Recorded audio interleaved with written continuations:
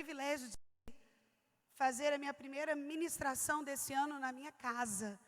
Isso faz toda a diferença, eu creio, na vida do meu ministério e em tudo que o Senhor tem me permitido viver nesse tempo.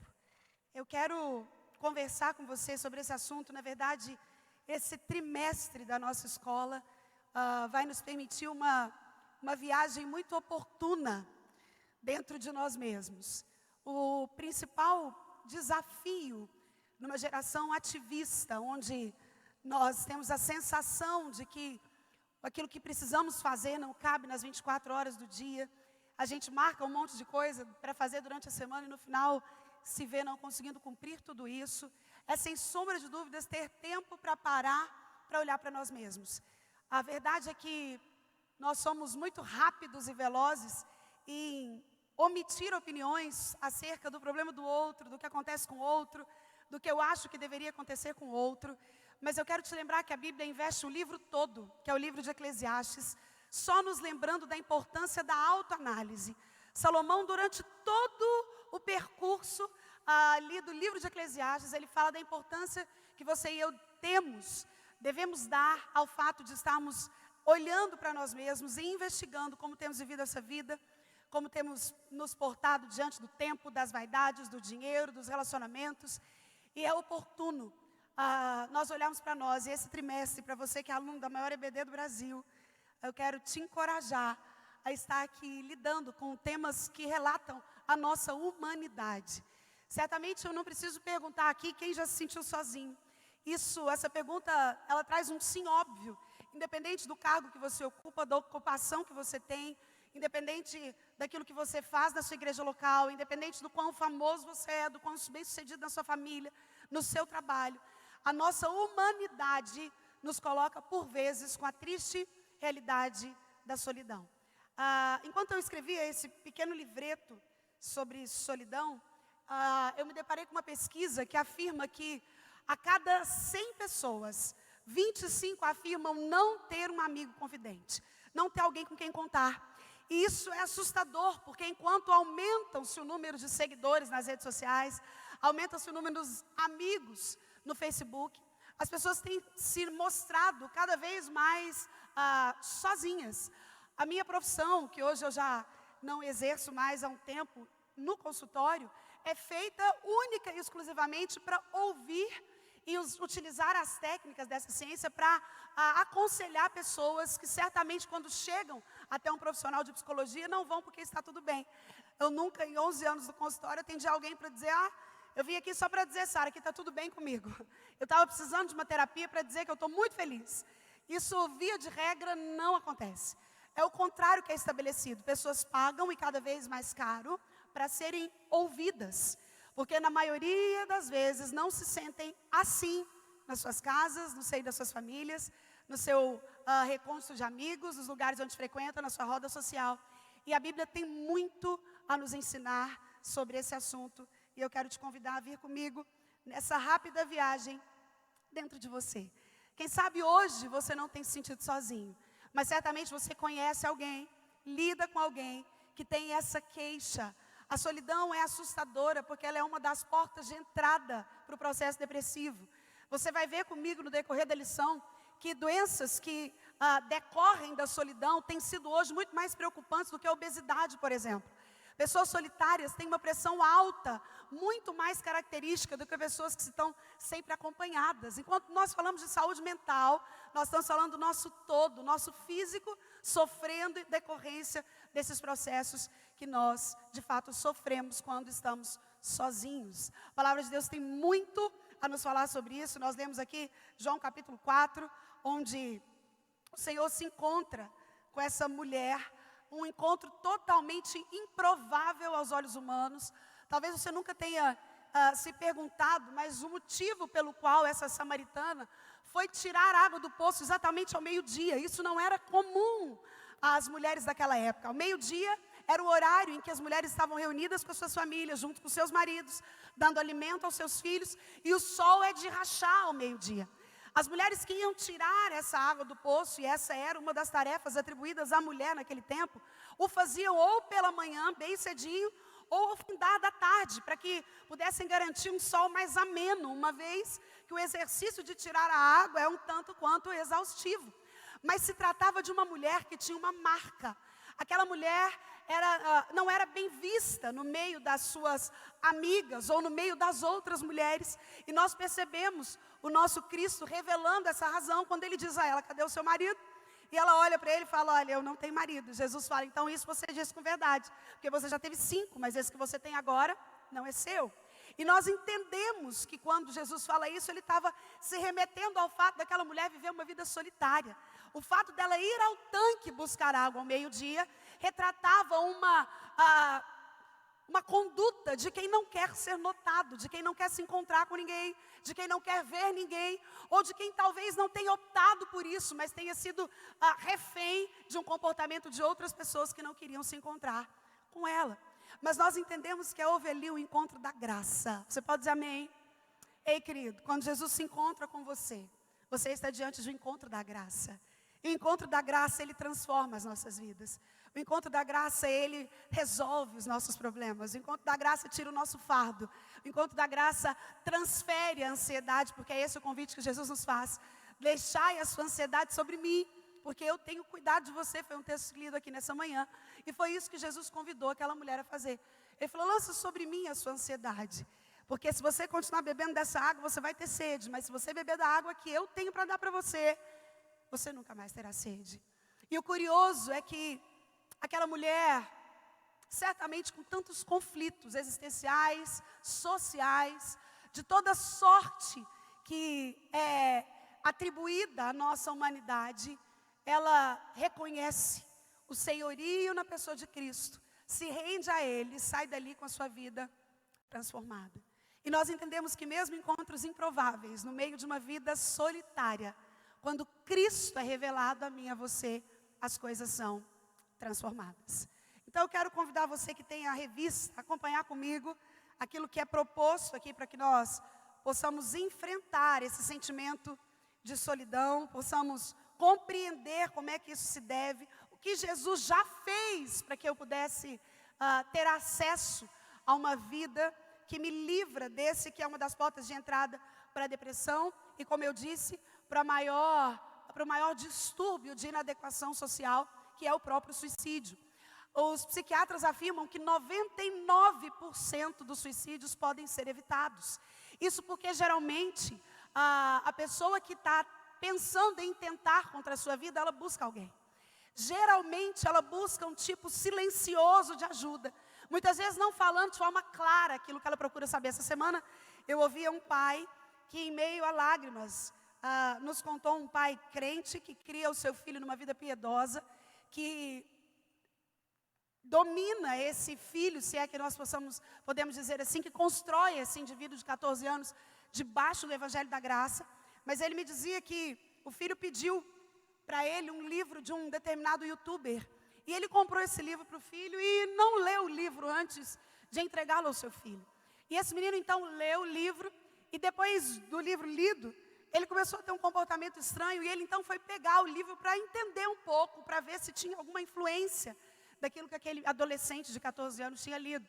E ele se deparou com um youtuber falando dos desgostos da vida, de como a vida é amarga, de como são os nossos desafios, de como a inerência da vontade da morte é peculiar à humanidade e a nosso ser.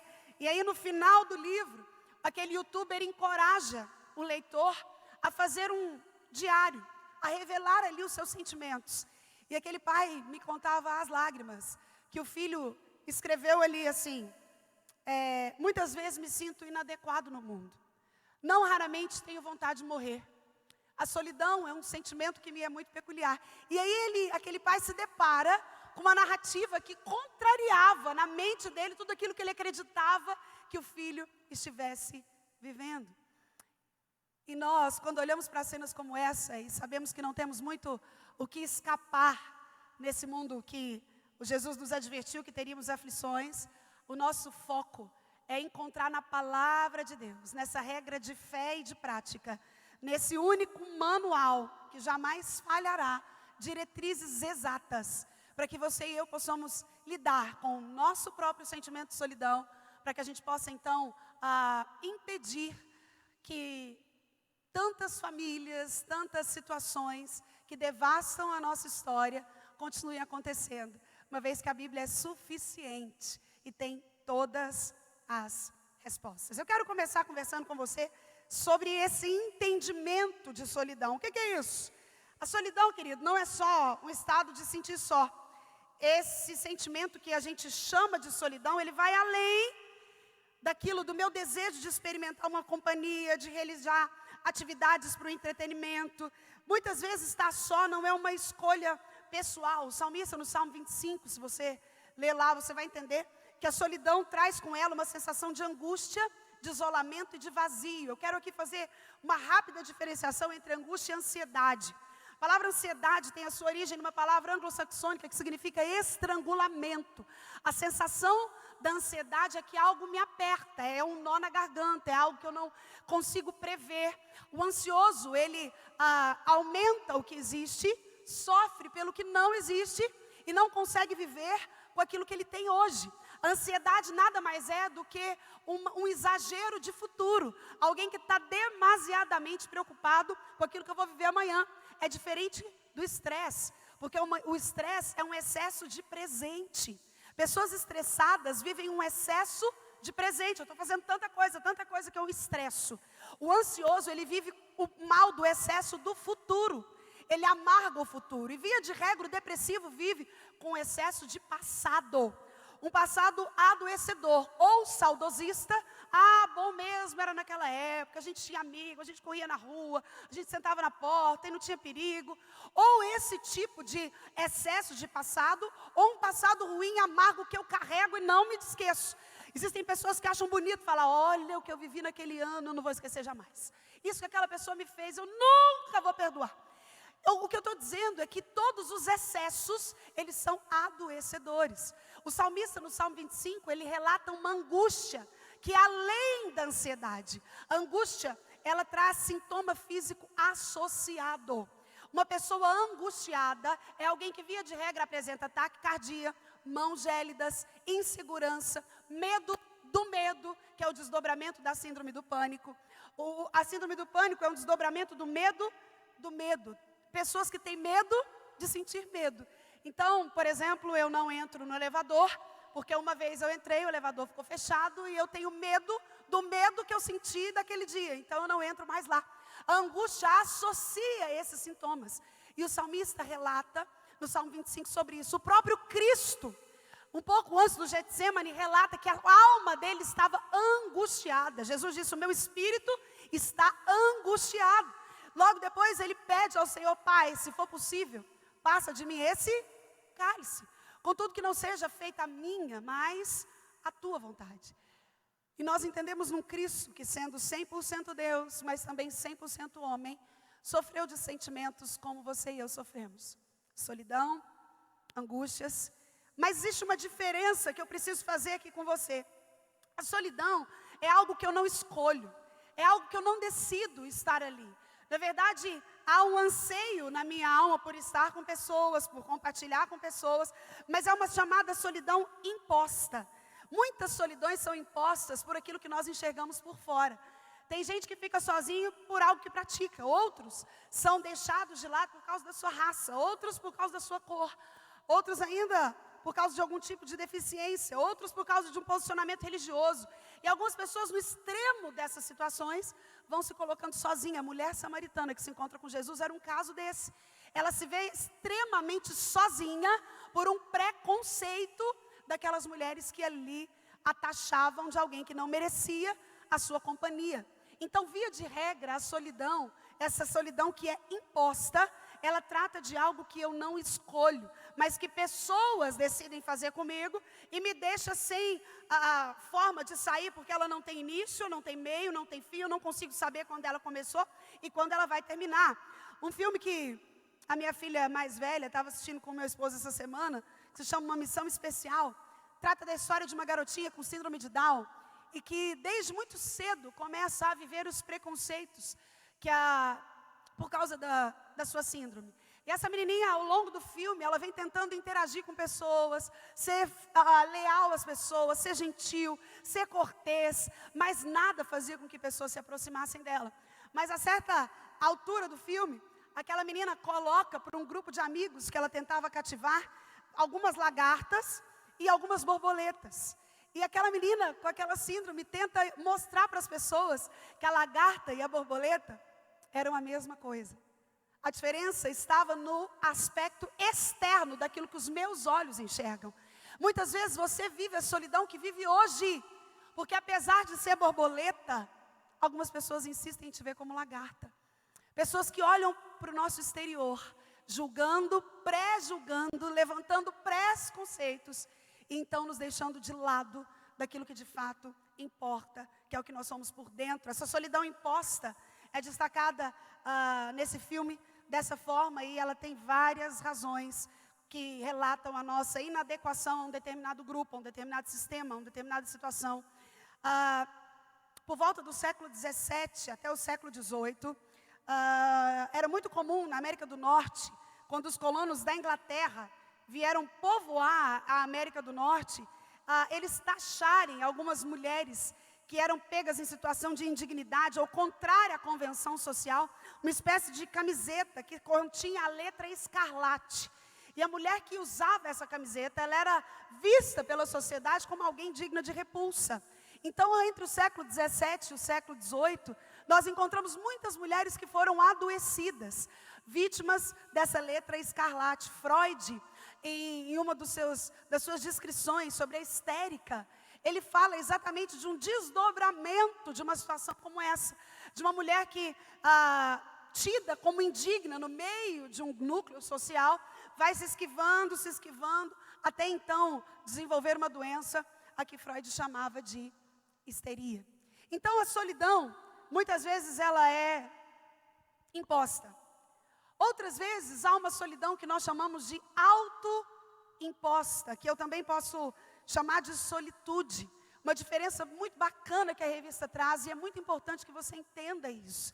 Essa solidão autoimposta, ou isolamento, ou a própria solitude, que seria o nome mais correto para isso, é uma solidão boa, é uma solidão contemplativa. O próprio Cristo, certa vez, falou aos discípulos: olha, fica aqui, vai orando, que eu vou me recolher para orar sozinho. Jesus ali não estava vivendo solidão, ele necessitava de solitude. Momentos de solitude são momentos que eu decido por um período de tempo, ou seja, há um controle do indivíduo que decide estar só, do início, do meio, do fim do seu processo de solidão e ainda da razão pela qual ela quer estar sozinha. Já viu pessoas que, diante de alguma situação, olham para um lado, para o outro e falam: olha, eu preciso ficar um pouco sozinho, eu preciso pensar. Olha, me dá um tempo, eu não quero conversar agora, eu preciso ficar sozinho. Mas a solitude sempre é condicionada a algo específico. Quando você não sabe por que você está sozinho, deixa de ser solitude. A solitude fala de algo que eu decido, algo que eu quero e algo que muitas vezes eu preciso. Muitas vezes a solitude é uma busca por uma presença ou uma revelação de algo que Deus tem para mim. Muitas vezes a solitude me fala de uma fome de Deus. Eu preciso me recolher para ouvir a voz do Senhor, para ver o que Ele quer me dizer, para entender aquilo que Ele está fazendo na minha vida nesse tempo. A solitude, ela pode ser vista como positiva quando ela está sob o seu controle. Existem pessoas que amam ir ao cinema sozinho, por exemplo. Já viu gente assim? Não, eu gosto de ir sozinho ao cinema, não gosto de gente conversando do meu lado, não gosto de gente que comenta, não gosto, sento sozinho, não gosto nem de ouvir gente mastigando pipoca. Me dá nervoso, não gosto. Existem pessoas que gostam de viajar sozinho. Quando eu viajo sozinho, eu estou dirigindo sozinho, eu penso, e é um tempo que eu acho bom. Outros viajam sozinhos para lugares paradisíacos. Eu gosto de fazer uma viagem sozinha, vou fazer um mochilão sozinho, sem ninguém, por um processo de autoconhecimento. Mas a característica principal que define solidão e solitude é que uma tem objetivo certo, uma é um desejo, a solitude, já outra é imposta. Ela te coloca refém de pessoas ou de você mesmo. Algumas pessoas, reféns do seu próprio pensamento ao seu respeito, decidem pelo isolamento doentio. e vão ficando sozinhas, se fechando, se afastando de pessoas, e que varrem. E um dos seus livros disse certa vez que ninguém fica numa igreja onde não faz amigos. Sabe por quê? Porque aqui é o lugar da comunhão dos santos. Nós somos a família de Deus. A igreja é o lugar onde eu preciso e devo fazer vínculos honestos, onde nós precisamos sermos vistos como família de Deus. E é certo que muitos de nós, uma das maiores desculpas do movimento chamado desigrejados é a tal decepção com a igreja. Eu me decepcionei com fulano, não, Beltrano, mas a igreja é isso, mas a igreja é má. Para esses, eu sempre gosto de fazer a comparação da igreja com a Arca de Noé. Lembra da arca, querido? Não devia ser fácil estar na arca. Pela verdade, a Arca de Noé foi o primeiro grande reality show da história. Estavam ali Noé, sua esposa, seus 3 filhos e suas 3 esposas. E Noé tinha falhado. Você, pastor, líder, que se sente às vezes falho em alguma das suas áreas de atuação, isso não significa que Deus não está com você, senão Noé seria um fracasso completo, porque a Bíblia diz que Noé pregou, avisava o povo, vai chover, entra na arca, vai chover, e a pregação dele não teve nenhum tipo de sucesso.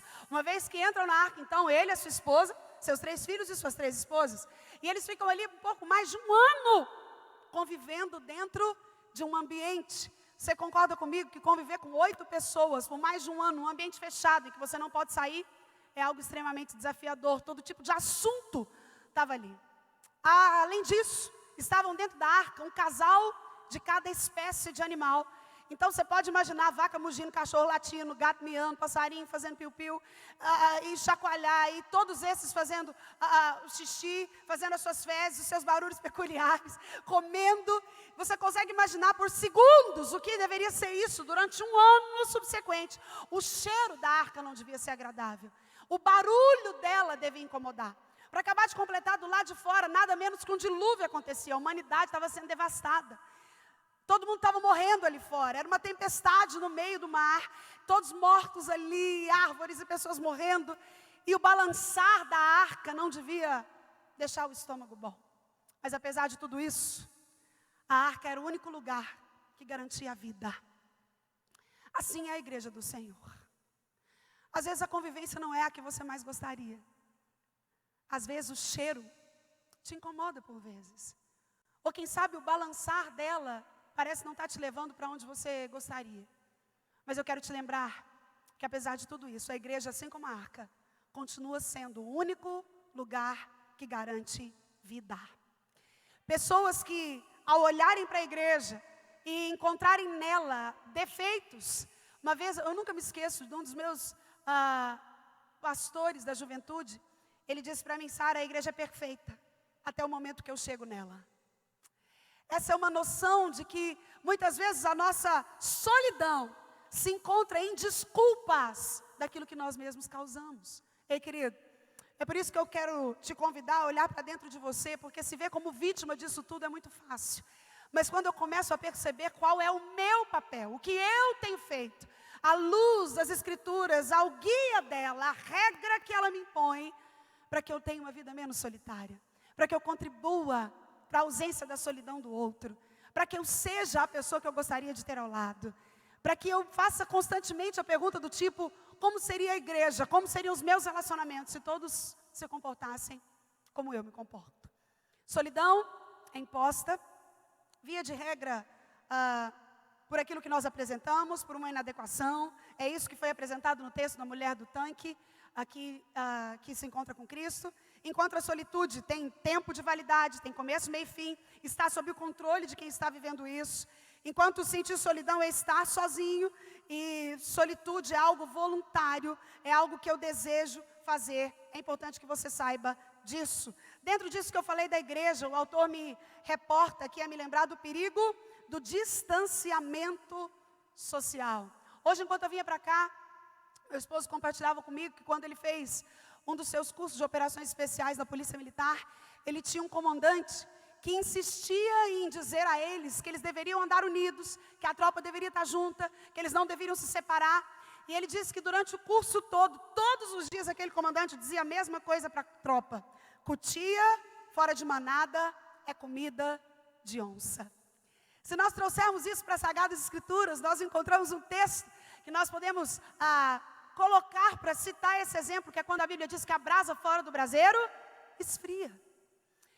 É perigoso essa ideia de que eu preciso me distanciar porque estou decepcionado, desencorajado, desanimado, porque eu fui criticado, porque a minha reputação está abatida. Aí, meu irmão, enquanto você cuida daquilo que Deus manda você fazer, Ele cuida da sua reputação. Você pode dizer amém?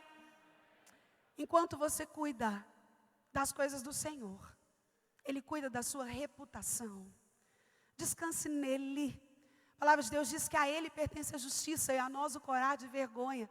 A nossa própria justiça é como trapo de imundície, mas o Deus que me convida a viver e a estabelecer esse amor, esse zelo, esse cuidado pelo corpo dele, que é a igreja, me coloca ligado quando esse perigo do distanciamento social.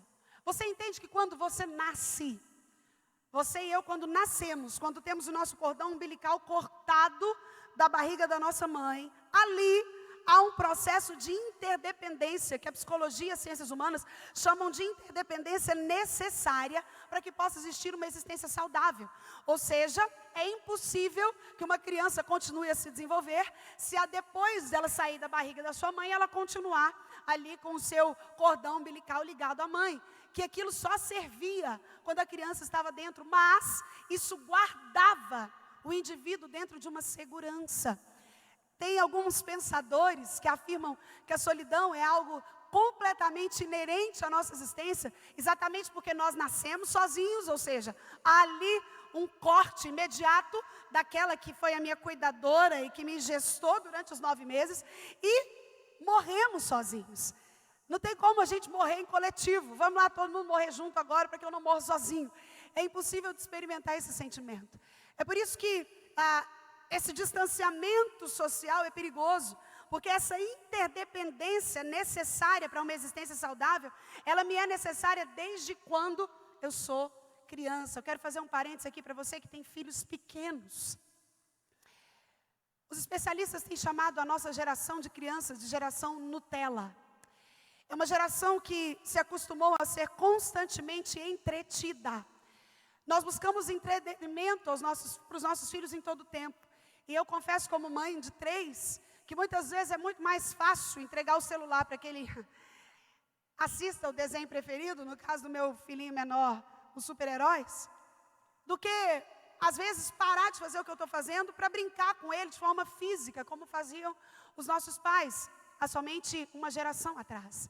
E essa geração que tem sido constantemente entretida, que está acostumada com entretenimentos constantes, quando chega na adolescência, porque parte do entretenimento da infância é exatamente uma afirmação doentia daquilo que o indivíduo é. Então o pai vira para o filho e fala: você é o mais lindo do mundo, você é a maior princesa que há no planeta, você é o indivíduo mais inteligente que eu já vi, não existe ninguém igual a você. E basta que esse indivíduo cresça um pouco e chegue na adolescência e ele perceba que tudo isso é uma mentira. Que tem um monte de gente mais bonita, mais inteligente, mais cheiroso, melhor que ele. E se ele não foi preparado para isso, essa geração acostumada a ser entretida em todos os aspectos, vai buscar o entretenimento naquilo que nós chamamos de isolamento social também, que pode se apresentar como vício nas drogas, até a chegada do próprio suicídio. O que eu estou te dizendo é que a Bíblia nos alerta durante todo o tempo a prestarmos atenção naquilo que de fato estamos transferindo a culpa para justificar o isolamento que nós mesmos provocamos. Quem sabe você tenha chegado aqui hoje e está se sentindo sozinho. Quando viu o tema, falou: eu preciso ir porque de fato eu não confio em ninguém, eu ando cabreiro. Tem gente que usa os ditados direto: enquanto você vem com a farinha, eu estou com o bolo pronto. Não, eu já passei pelo que você passou um monte de vezes, eu sou uma pessoa experiente. Para justificar o seu afastamento do corpo, da família, do meio social, da igreja. Existem algumas igrejas, irmãs, que por influência do G12, desenvolveram a chamada igrejas em células. A igreja em células, de fato, ela nos causa alguma estranheza quando nós olhamos para as Escrituras, pela obrigatoriedade dos 12. A igreja em células, ela nos causa algumas estranhezas, porque assim como algumas outras seitas, o islamismo, o espiritismo, o catolicismo romano, todas essas religiões, o adventismo do sétimo dia, elas têm uma mesma característica. Elas acreditam numa outra revelação que não Cristo. Uma revelação complementar que foi necessária, porque a obra de Cristo na cruz e aqui na Bíblia não foram suficientes. Foi por isso que Maomé foi considerado o grande profeta, é por isso que a Maria e os santos foram consagrados, é por isso que o Adventismo levanta Ellen White, e é por isso que todas as outras religiões, o Espiritismo fez isso com Allan Kardec, desenvolvem essa linha de pensamento de que é necessário algo para complementar o Evangelho da graça. Mas quando nós olhamos para as Escrituras, nós encontramos um Deus suficiente. A ideia do G12 é também essa ideia complementar. Alguém olha, quando nasce o movimento do G12, e fala assim, não, a Bíblia não foi interpretada de forma correta pela igreja nesses 2000 anos. Mas agora eu estou tendo uma revelação aqui. É preciso que cada grupo tenha 12 pessoas e ele vai se multiplicando. É isso que Jesus queria que a gente entendesse. Algo que não tem uma fundamentação bíblica por si só. Mas, na verdade, uma igreja em células pode, por causa da sua origem, não ser tão atrativa assim. Mas uma igreja com células, ou grupo familiar, ou reunião de oração, onde eu tenho pessoas próximas de mim, com quem eu posso compartilhar, com quem eu convivo, com quem eu não faço daquele grupo igreja, porque uma das coisas que os teólogos falam acerca das igrejas em células é exatamente o fato de que a célula se torna a igreja. Na célula pode haver batismo, pode haver casamento, pode haver santa ceia, coisas que só podem acontecer no culto público da igreja, como diz a palavra de Deus. Mas uma igreja que possui células, uma igreja que tem grupos. Aqui na nossa igreja em Campinas, existem vários grupos. Eu sei que os adolescentes, os jovens trabalham com pequenos grupos. Existem grupos para casais, existem as reuniões de família. Existem vários grupos menores numa igreja grande como a nossa, mas que você pode encontrar o seu e se adequar para que a sua solidão seja amenizada onde ela deve ser, aos pés do Criador. Então, uma igreja com célula, ou com um grupo familiar, ou com reuniões nos lares, ou com reuniões na igreja, mas onde eu consigo fazer um núcleo de pessoas onde eu sou mais bem assistido. Uma vez que os nossos pastores têm tantas e tantas e tantas demandas, e uma igreja grande como a nossa exige tanto, tanto, tanto deles. Eu e você podemos buscar, essa tarefa é sua, você pode dizer amém? Uma das partes, dos ministérios da igreja local. Uma igreja como Campinas tem dezenas de ministérios que certamente você pode servir ao Senhor, conhecer gente, usufruir da comunhão dos santos e ficar livre desse isolamento doentio que pode culminar na solidão. Nós vemos uma geração que se sente sozinha em meio à multidão. Você já viu isso? Às vezes você está entre um monte de gente, mas se sente sozinho. Às vezes você tem inúmeros seguidores nas redes sociais, mas se sente sozinho. A sensação que a gente tem é que o celular, esse instrumento facilitador das nossas vidas, e que no início parece ser extremamente facilitador, extremamente útil, e de fato o é para a maioria de nós. Muitos de nós trabalham única e exclusivamente através do celular, da informática, da evolução do conhecimento, da tecnologia. Mas você há de convir comigo que a nossa geração tem sido caracterizada por uma geração que tem trocado aquilo que está perto, ou seja, aquilo que está ao meu alcance, a comunhão na família, pelo próprio celular, a comunhão com os amigos, porque eu estou com um amigo próximo e não dou a devida atenção a ele, porque eu estou com um amigo distante aqui, mas eu também estou conectado. Eu gosto de dar um exemplo daquela mãe que durante muitos anos ora pelo filho que mora distante. E ela guardava esse filho em oração pela manhã, à tarde, à noite. De manhã ela orava, Senhor, visita o meu filho onde ele está agora. Oh Deus, promove a ele encontros bons desse dia, que ele possa ter a tua mão, dê ordem aos teus anjos a respeito dele. Na hora do almoço, aquela mãe mais uma vez orava, Senhor, que o meu filho possa ter uma comida boa, que lembre a minha. Mais à noitinha, falava, Senhor, guarda o sono do meu filho. Mas, com a chegada da tecnologia, isso não se tornou tão necessário assim. Uma vez que a mãe, ao invés de orar, podia simplesmente mandar um WhatsApp. Filho, está tudo bem? Acordou? Sim, mamãe, está bem, tudo bem, bom dia. Na hora do almoço, filho, e aí, já almoçou? Já, mãe, está tudo bem. À noite, e aí, meu filho, tudo bem? Tá sim, mãe, vou dormir. Orar para quê? Se o WhatsApp já fez o serviço que antigamente só oração era feita. Muitas vezes nós nos sentimos sozinhos em meio à solidão porque não percebemos o quão adoecedor.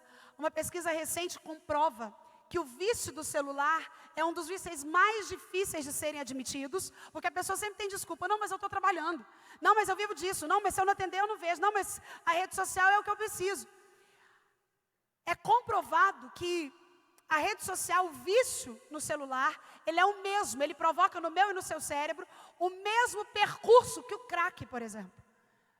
Os mesmos hormônios são ativados a fim de concluírem uma função final de um prazer momentâneo.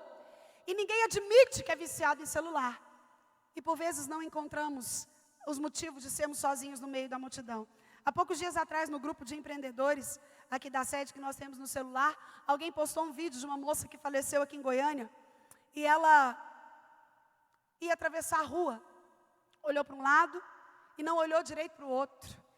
E ao não olhar direito para o outro, exatamente porque ela estava no celular, veio um carro em altíssima velocidade e ceifou a sua vida de uma forma muito veloz. Eu não estou falando que o celular é uma maldição, é do diabo, nada disso. Nós somos extremamente capazes de entender a diferença entre uma coisa e outra. Mas o que eu estou te dizendo é que muitas vezes essa solidão em meio à multidão, ela é provocada por hábitos que eu insisto em não perceber que estou desenvolvendo. Ei, meu irmão, você já viu que o celular de hoje, ele te avisa quantas horas no dia você ficou no celular? Você tem isso no seu telefone? Você deve ter. Existe uma coisa que você ativa, que no final do dia ele fala, você passou tantas horas no celular hoje. Você passou tanto tempo conectado hoje, ele te avisa. Quanto tempo você tem feito isso? Quantos de nós perdem o sono? Porque ficam ali conectados, mas ao mesmo tempo se sentem sozinhos. Um desdobramento da solidão, e que eu preciso tratar com você aqui, e eu já estou caminhando para fechar essa explanação, uma vez que entendemos solidão e solitude, entendemos a importância da comunhão dos santos, de estar juntos na igreja, do que a igreja é para mim. Uma vez que compreendemos o estar sozinho em meio à multidão, como sendo muitas vezes motivado pelos meus hábitos inadequados, eu quero te convidar a olhar comigo um pouco para o que a revista nos traz, chamando de vazio existencial. As ciências humanas afirmam que todo homem nasce com 3 vazios.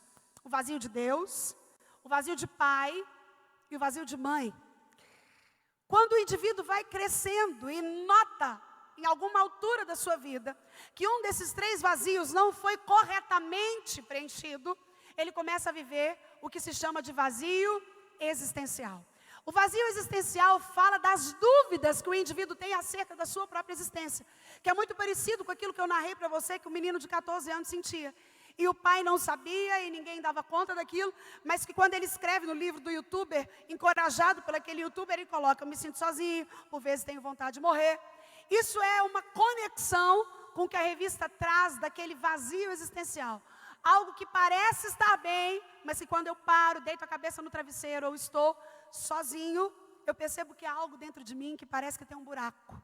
Parece que nada preenche. E eu quero te dizer que quando nós falamos da pessoa de Cristo e do Espírito Santo, você precisa compreender que por ocasião da queda, quando o pecado nos afasta de Deus Criador, quando isso acontece, há imediatamente na minha e na sua vida, no meu e no seu ser, uma lacuna, um vazio, um buraco, que só pode ser preenchido pela presença do Espírito Santo de Deus. Todo homem tem um buraco que não pode ser preenchido por família, filhos, dinheiro, fama, sucesso. Esse vazio só pode ser preenchido pela pessoa do Espírito Santo habitando em mim. Ei, querido, você tem sido lugar, morada do Espírito Santo de Deus. Certa vez um jovem chegou no seu pastor, e eu brinco com meu esposo que as perguntas que eu mais tenho receio de responder, em alguns lugares eu participo de alguns congressos onde colocam a gente numa espécie de mesa redonda, e aí os jovens podem fazer perguntas e falarem um pouco e tirarem dúvidas. E eu sempre tenho alguns receios quando as perguntas vêm dos adolescentes, porque eles têm uma interpretação teológica muito além da nossa baixa capacidade humana. Certa vez um desses jovens chega no seu pastor e fala: pastor, eu estou com uma dúvida. Eu queria entender o que a Bíblia está dizendo quando ela me manda ser cheio do Espírito Santo. E esse jovem e mais 2 dos seus amigos, questionando o seu pastor, obteve a seguinte instrução. O pastor falou: olha, vá àquele riacho que tem aqui perto e leve uma peneira. E quando você levar essa peneira, eu quero que você a encha de água. Os jovens não entenderam direito a instrução, mas decidiram obedecer mesmo assim. Foram então até o riacho, levaram cada um a sua peneira e ficaram ali por algumas horas na tentativa de enchê-la. E você há de convir comigo que, depois de algum tempo, eles perceberam que isso não era uma tarefa muito fácil. 2 deles desistiram e um terceiro continuou insistindo em encher a peneira de água. Quando ele estava quase desistindo, o pastor chega. E ele olha para o pastor e fala: pastor, é o seguinte, se para entender o versículo enchei-vos do Espírito Santo eu tenho que entender isso aqui, eu quero falar para o senhor que eu desisto. Eu não tenho capacidade para entender o versículo. E o pastor falou: o que você tentou? Como foi que você fez? O jovem falou: fiz tudo do senhor pensar. Eu enchi a peneira, eu levantei, eu desci, eu segurei, eu fiz tudo do senhor pensar. O pastor falou assim: olha, tenta executar essa tarefa, deixando a peneira permanentemente dentro da água. E o jovem então, ao afundar a peneira na água, percebeu imediatamente aquilo que o pastor queria dizer para ele, sobre o que a Bíblia estava dizendo em ser cheio do Espírito Santo. Ei, meu irmão, a única possibilidade de você e eu sermos cheios do Espírito Santo é estarmos constantemente mergulhados nele. Quando a nossa peneira sai, a água vaza. Assim como aqueles jovens não conseguiam manter a água na peneira, você e eu não podemos preencher o vazio dentro de nós, a não ser que estejamos totalmente sujeitos à presença diária do Espírito Santo de Deus. Quando você e eu estamos mergulhados nessa presença, o combo do fruto do Espírito começa a ser gerado em nós e através de nós. Alegria, paz, amor, bondade, benignidade, longanimidade, mansidão, domínio próprio. Você é uma pessoa cheia do Espírito Santo. Só Ele pode preencher o vazio, essa lacuna que todos nós temos, que todos nós temos e pensamos e nascemos com ela. E às vezes você pode pensar: pastor, eu não tenho esse vazio de Deus, mas tenho um vazio de pai. Eu tenho um vazio de mãe. Eu quero te lembrar quando Deus nos disse: ainda que uma mãe se esqueça do filho que ainda amamenta. Talvez você não tenha entendido esse versículo de uma forma completa. Mas o que a Bíblia está dizendo é que ainda que algo tão improvável aconteça, porque uma mãe amamentando não tem como biologicamente se esquecer do seu filho, porque chega a hora da criança mamar, o peito incha, ele dói e ele vai vazar se a criança não mamar. O que a Bíblia está dizendo é que mesmo que algo tão improvável aconteça, que é uma mãe se esquecer de um filho que mama, eu, todavia, não me esquecerei de ti, diz o Senhor. O que a Bíblia está dizendo é que você pode ter até tido uma mãe que te abandonou, mas jamais terá um Deus que te abandona. Eis que estou convosco todos os dias, até a consumação dos séculos. Eu termino falando com você sobre o resgate dessa mulher samaritana. Numa geração em que as pesquisas afirmam que a solidão tem se tornando um fator de risco para a saúde, avaliada como a mais arriscada que a obesidade, que o fumo, se tornando o maior causador de morte prematura. Nós não estamos falando de algo simplesinho. Esse assunto que a nossa EBD e a nossa revista tem nos permitido estudar é altamente pertinente, atual e notado diante de uma sociedade que nós temos encarado. A solidão, só para você entender, ela é 2 vezes mais perigosa do que a obesidade. É 2 vezes mais perigoso ser sozinho do que ser obeso. A Organização Mundial de Saúde, há cerca de 10 anos atrás, coloca a obesidade na sua lista de doenças. Porque a obesidade geralmente ela gera o que nós chamamos de comorbidades, doenças advindas da obesidade. Pressão alta, problemas cardíacos, gota e uma série de outros problemas que são advindas da obesidade.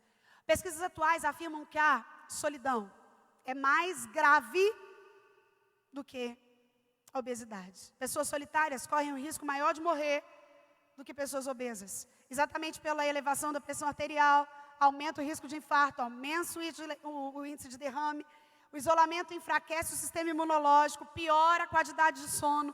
Pessoas sozinhas têm dificuldade de dormir.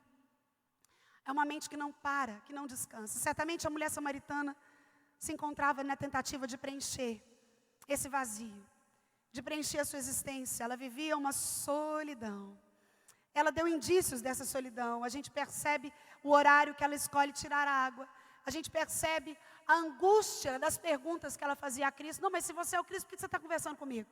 Se você é judeu, por que você conversa comigo que sou samaritano? Os judeus tinham problemas com os samaritanos. Eles não se davam. Então a gente percebe esse vazio solitário na angústia dessa mulher. Mas dentre tudo que nós vimos, quando ela encontra e reconhece em Cristo ser o Messias, quando ele fala a ela, vai, chama o seu marido e volta aqui. Imediatamente ela, sabendo que aquele homem não a conhecia, não sabia da sua história, não sabia quem ela era, e muito menos quem tinham sido seus 5 maridos. Ela olha para ele e fala, vejo que tu és profeta. Nós estamos falando de uma mulher com relacionamentos frustrados, certamente desanimada do casamento, desanimada das relações humanas, desanimada de pessoas, desanimada de sociedade, desanimada de amizades. As amigas não tinham interesse em estar com ela. Uma mulher que tinha enfrentado a indissolubilidade do casamento por 5 vezes. Ou seja, ela tinha quebrado essa que é a principal aliança que a Bíblia retrata, que é o relacionamento entre homem e mulher, exatamente pelo fato de refletir a relação Cristo-Igreja. Era uma mulher com inúmeros problemas.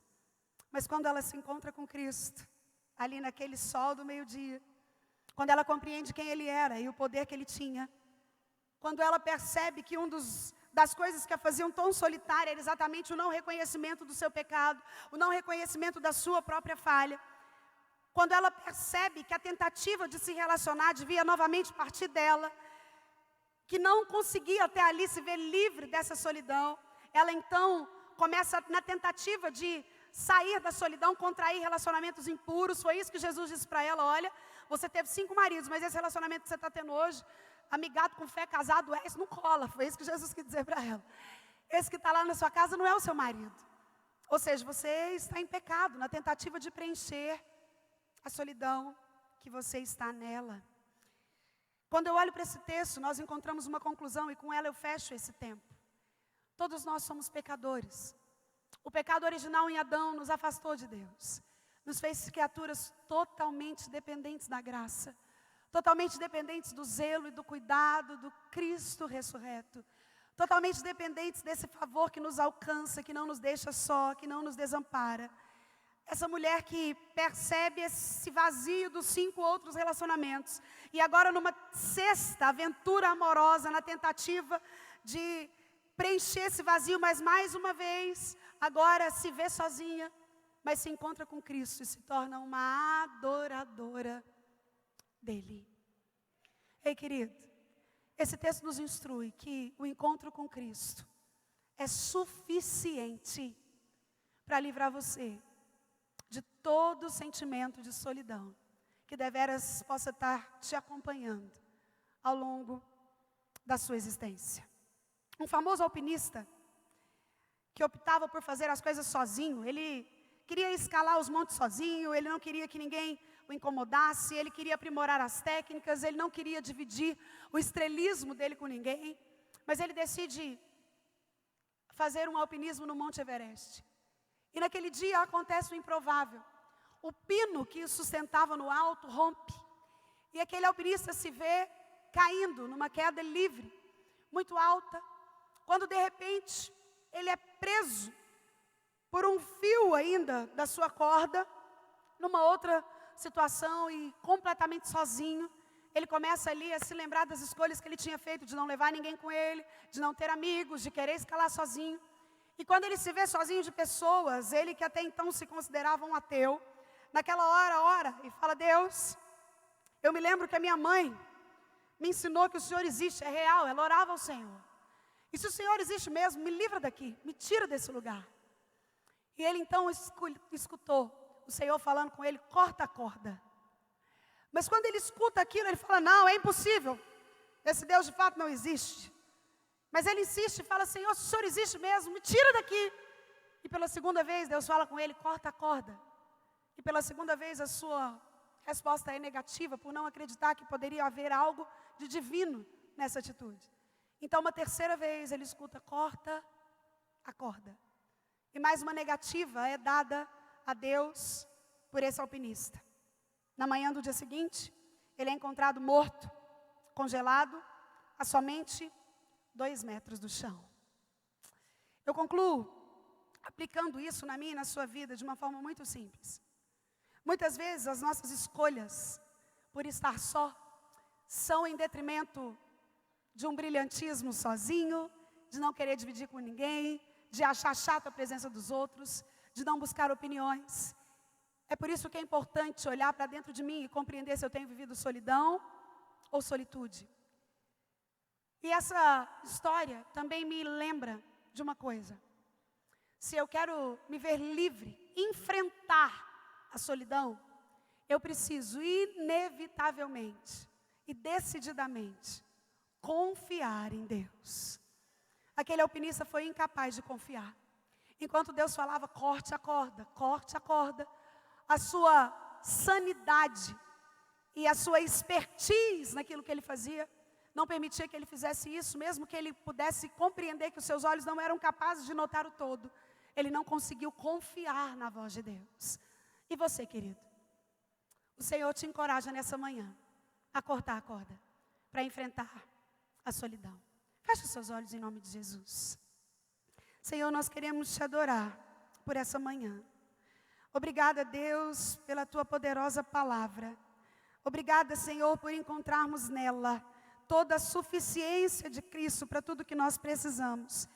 Principalmente para os sentimentos tão humanos como a solidão que enfrentamos na nossa vida, dia após dia, quer em família, quer no meio de amigos, quer na própria igreja, Senhor.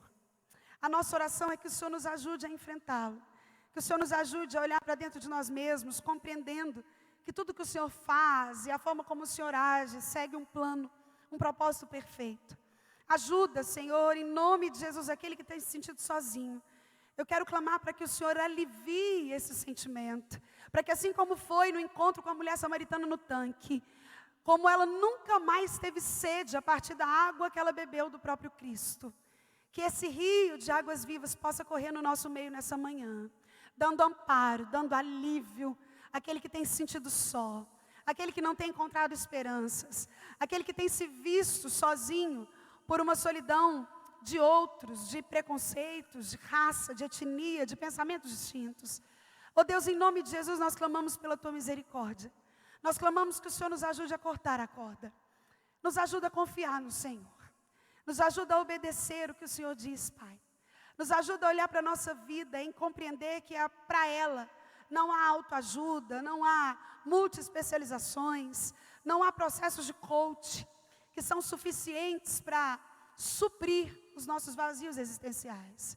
Nós precisamos cortar a corda, Senhor.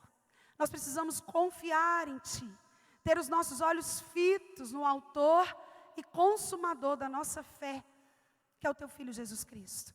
Nos ajuda, Senhor, e nos ajuda também a ajudar outras pessoas.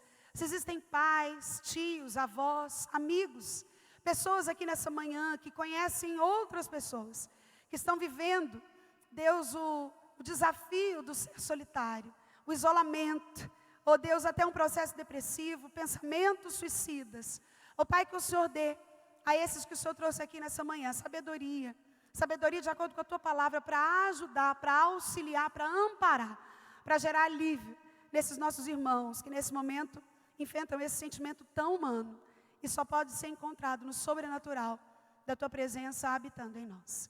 Nos ajuda, Senhor, nós somos gratos por tudo, e te agradecemos em nome de Jesus Cristo. Amém. Deus te abençoe, meu irmão. Obrigada pela paciência.